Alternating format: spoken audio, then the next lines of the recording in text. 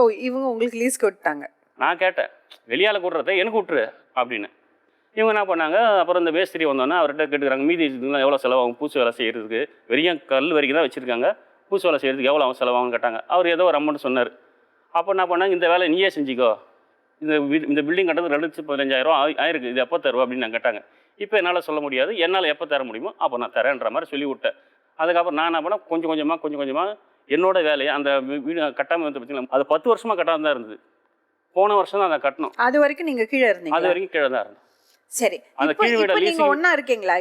இல்ல, அவங்க வீடு ஃபர்ஸ்ட் ஃப்ளோர்ல, அவங்க வீடு செகண்ட் ஃப்ளோர்ல. இப்ப சரி, உங்க அக்கா மேல உங்களுக்கு எதுக்கு கோவம்? அது சொல்லுங்க. அக்கா மேல கோவம் கிடையாது. அப்புறம் ஏன் பேசாம இருக்கீங்க? மேடம் தூங்கவே விட மாட்டாங்க மேடம். 3வது மாடி கேட் டமால் டமால். அது எங்க குடும்ப பிரச்சனை மேடம்.